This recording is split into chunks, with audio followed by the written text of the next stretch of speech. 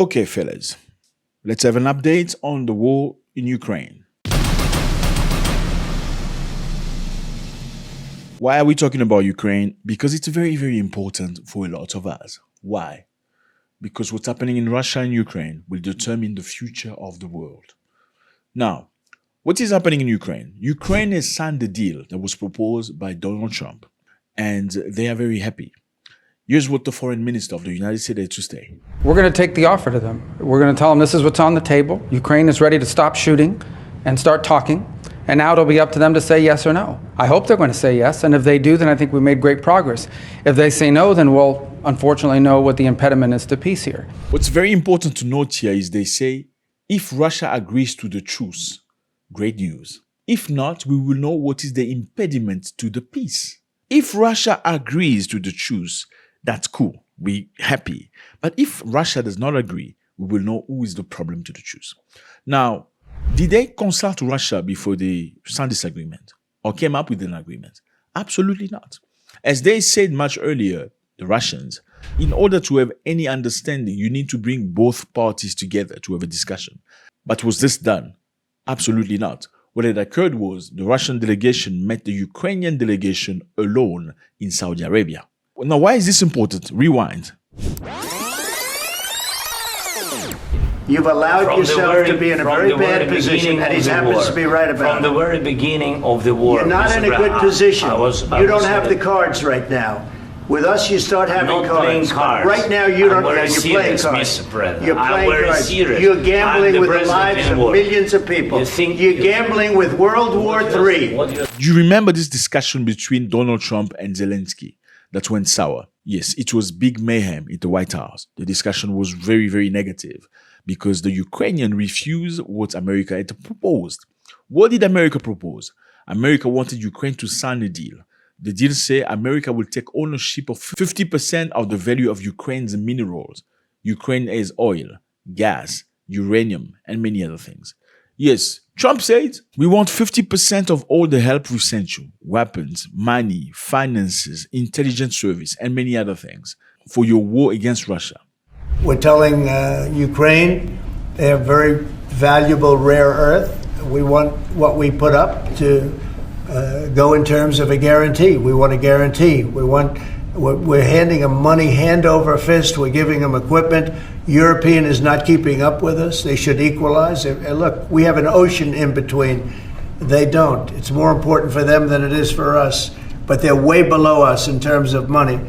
And they should be paying at least equal. They should really be paying much more than us. But let's say equal to us. And they're billions and billions of dollars below. So we're looking to do a deal with Ukraine where they're going to secure what we're giving them with their rare earth and other things. Now, Zelensky was not happy about that because Zelensky wanted insurance from America. What kind of insurance? Zelensky wanted, before he signed the document, that the United States of America define very clearly what they would do in case Russia attacks Ukraine again. And Donald Trump's response was very vague. All he said was, well, Russia will not attack Ukraine. Russia is not going to attack. What if Russia tries to invade or there's Russian aggression in the spot? I just told you, I don't think that's going to happen. But they never really said clearly, if Russia attacks Ukraine again, this is how we're going to react as A, B, C, D. And that is one of the reasons why that meeting really didn't work that day. After Zelensky left, something interesting happened. Trump cut the military aid to Ukraine. So all the money Ukraine was receiving from the United States of America, enabling them to fight against Russia, was stopped completely. Number two, Donald Trump completely stopped sharing intelligence to the Ukrainian intelligence service. Meaning, the United States of America with the CIA has been sharing intelligence with Ukraine. Why is that important?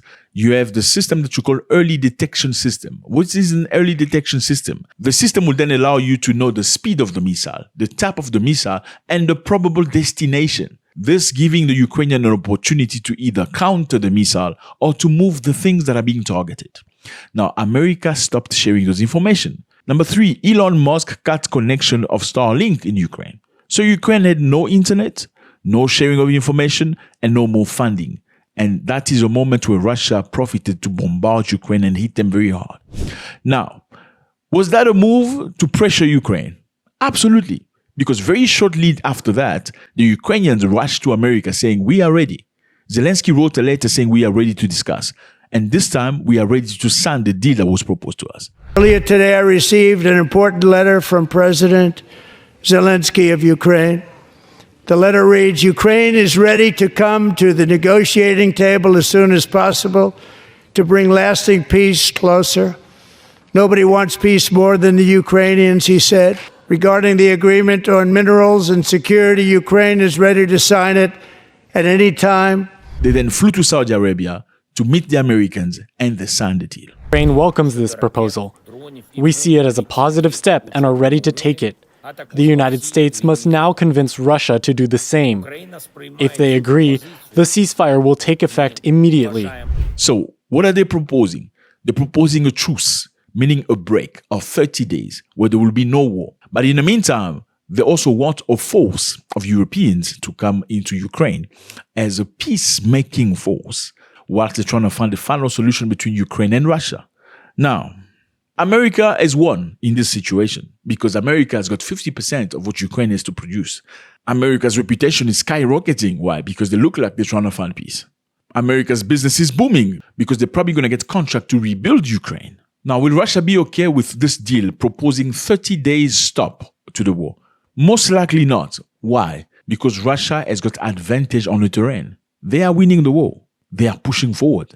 They are stronger than they ever before since the beginning of the war. Why is there a reason for them to stop the war? Why would they do that in their logical mind?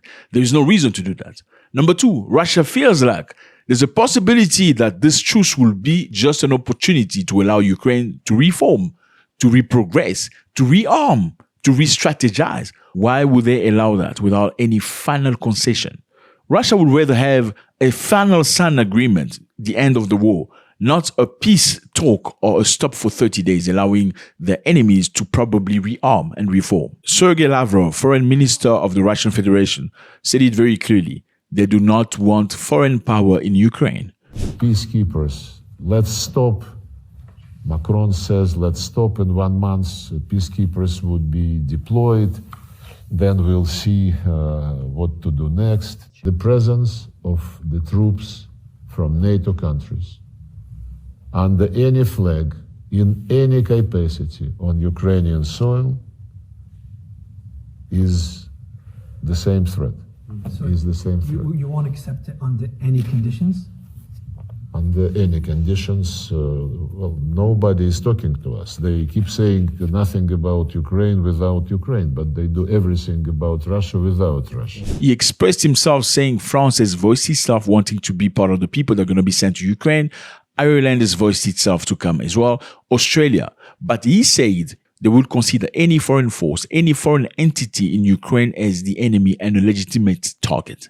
That was the take of Sergei Lavrov. We're going to take the offer to them. We're going to tell them this is what's on the table. Ukraine is ready to stop shooting and start talking. And now it'll be up to them to say yes or no. I hope they're going to say yes. And if they do, then I think we made great progress. If they say no, then we'll unfortunately know what the impediment is to peace here. As you can hear here, the foreign minister of America saying that they are looking to discuss with Russia and they expect Russia to say yes to this deal. If Russia says yes, great. If Russia says no, then they know who is the impediment to the peace. In other words, they're already sending Russia a message with their expectation. We expect you to say yes. Then that would be great. Now, if you say no, then we know you are the problem. But we already got 50% of the thing we're looking for and probable gains. Now, this deal still needs to be presented to Putin officially. Even though Russia has said nothing up until now, officially. Even though unofficially we know Russia will say no. They still need to respond officially to this query from the United States of America. Now, here are some of the reactions of the Ukrainians to the probable peace deal. Now, to be honest, I am very doubtful that Putin will agree to the ceasefire. They officially said a few times that they won't stop until they capture Kherson region. For sure, for us, proposed ceasefire is not good because we advantage on the battlefield. Now, three very interesting things have happened here between Ukraine and the United States. Number one, U.S. relationship with Ukraine has rebounded. They were fighting each other, they're not fighting anymore. They were fighting each other, now they are hugging, you can see. They released a joint statement together. Number two, Trump will not cut the deal without Ukraine. That is not happening. As opposed to what people thought earlier, that Donald Trump will have a discussion with Russia and stop the war. That is not happening. Ukraine is going to be involved. Number 3, the truce proposal would move things around, and Russia has to respond to it officially. The big question here is, what's going to happen if Russia refuses to sign the deal? If Putin said that 30 days doesn't arrange them, it doesn't benefit them in any way at all, since they are pushing forward and very slowly winning the war. What could Trump do? Donald Trump, number 1, will have to make a choice between Russia and Ukraine. Which way is he going to go? Is he really in for peace like he presented it to be? Or is he in for interest? Number 2, does he cut aid to Ukraine like he did earlier? I mean, if he really intended to cut the aid, why would he have resumed the help? Let me just remind you here that America is sponsoring Ukraine again already. They have reconnected the internet. They are also providing intelligence services to Ukraine already. So that was just a leverage they used to get what they wanted. I think as a result of this positive step forward, the president has decided to lift the pause on aid and on our security assistance to Ukraine going forward. And that's effective immediately. Number 3, will Donald Trump keep the mediation effort, or is he going to range himself next to the European wanting to go full out war against Russia? Let me know how you feel about this. It's always a great pleasure. God bless.